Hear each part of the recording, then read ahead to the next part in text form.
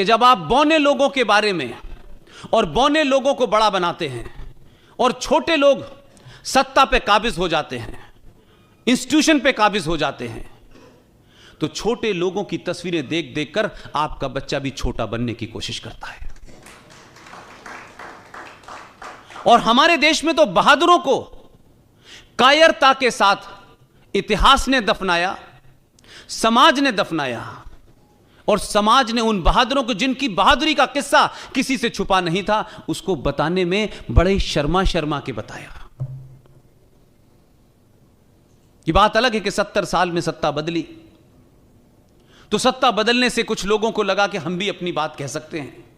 यह बात अलग है कि उससे पहले कोई मन की बात नहीं कह रहा था, वो भी इसी बार भी मन की बात करता है।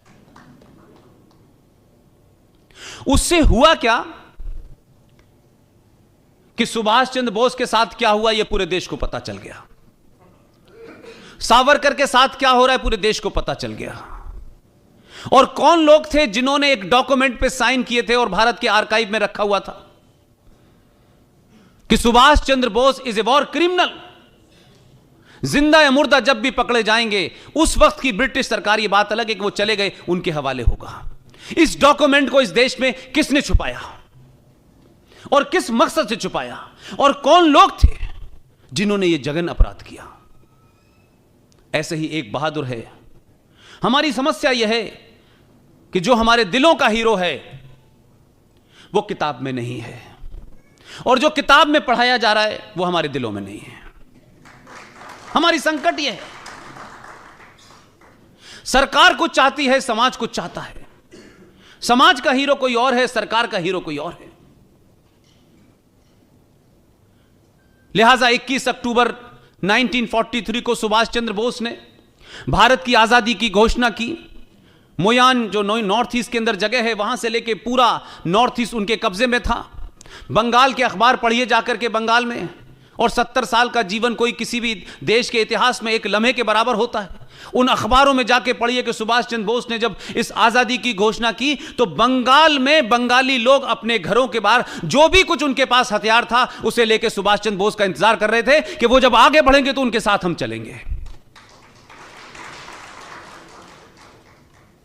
21 अक्टूबर को उस घोषणा के बाद इस देश में करेंसी भी जारी की और बैंक भी जारी हुआ, और दुनिया के 11 देशों ने, जिसमें यूएसएसआर जैसा देश शामिल है, उन्होंने उस सरकार को मान्यता दी। लेकिन षड्यंत्र कहीं और नहीं, आपके घर में हो रहा था। कुछ लोगों को ट्रांसफर ऑफ पावर से ट्रांसफर होकर के डीएम से पीएम बनना था, इसलिए उन्होंने तमाम समझौते किए।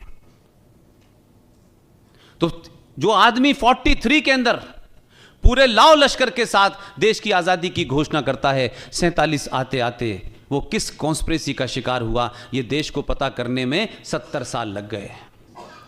और जिस शख्स को आपने भेजा उसने कम से कम सुना तो, हमारी तो कोई बात ही नहीं सुन रहा था।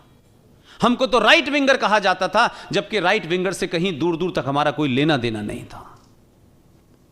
लेकिन बड़ी खामोशी से सुना, धैर्य के साथ सुना, तहम्मुल के साथ सुना, और सुनने के बाद इस नतीजे पे पहुंचा कि दुनिया भर से जितने डॉक्यूमेंट इकट्ठे किए हैं वो बिल्कुल सही हैं।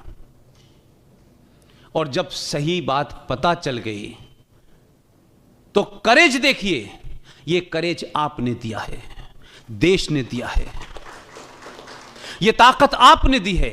आप ये मत मानिए कि आपने 23 मई का रिजल्ट देने के बाद आपने बहुत बड़ा काम कर दिया है। हर दिन ये एहसास कराना होगा कि देश तुम्हारे साथ है। जो साथ नहीं है वो उठ के चले गए, जो साथ नहीं है उनके बारे में कोई गलतफहमी नहीं रखना चाहता मैं। जो साथ हैं वो अपने साथ होने का परिचय दें। उसने पूरी बात को माना और 21 अक्टूबर को भारत के लाल किले पे दोबारा जाके झंडा फहराया। उन्होंने सुभाष चंद्र बोस की उस ख्वाहिश को पूरा किया जो उन्होंने शौकत मलिक से कहा था कि आपको झंडा फहराना है। और एक घटना का जिक्र इसलिए क्योंकि आप गुजराती हैं। प्राइम मिनिस्टर हाउस से जब वो शख्स निकला और लाल किले तक जा रहा था, इस बीच में उन्होंने एक ट्वीट किया। वो ट्वीट सार्वजनिक था। उस ट्वीट में क्या लिखा था, मैं ये बात इसलिए नहीं कह रहा कि वो कोई ट्वीट बताना मेरे लिए बड़ा इंपॉर्टेंट है। इंपॉर्टेंट ये है कि देश का प्रधानमंत्री 4 साल तक सत्ता पे बैठता है, सब कुछ होने के बाद जरा समझिए कि जो लोग इस देश में दुश्मन हैं उनकी ताकत कितनी गहरी है, उनकी जड़ें कितनी गहरी हैं। उन्होंने अपने ट्वीट में कहा कि मैं झंडा फहराने जा रहा हूं, लेकिन मुझे मालूम है लोग मेरे बाल नोच लेंगे। यह उनका ट्वीट था। प्राइम मिनिस्टर अगर यह समझ सकता है और यह कह सकता है कि कितने खतरे होंगे कि इस घटना के बाद देश में क्या बवाल होगा, तो मेरी और आपकी क्या औकात है। लेकिन इसके बावजूद भी वो गए।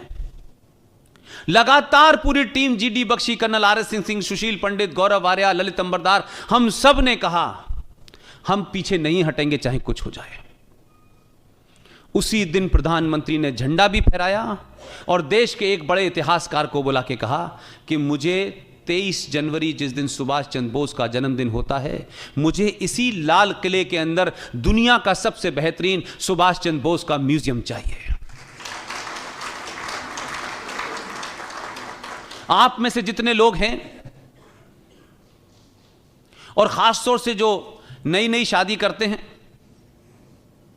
और शादी करने के बाद, मुझे अभी तक यह समझ नहीं आया भाई कि जब तक नहीं मालूम था तब तक तो ठीक था। शादी करने के बाद अच्छी खासी अपनी बीवी को लेकर के, जिसे आप चाहते हैं काफी साल जिंदा रहे, उसे सबसे पहले ले जाके ताजमहल में कब्र पे क्या दिखाते हैं आप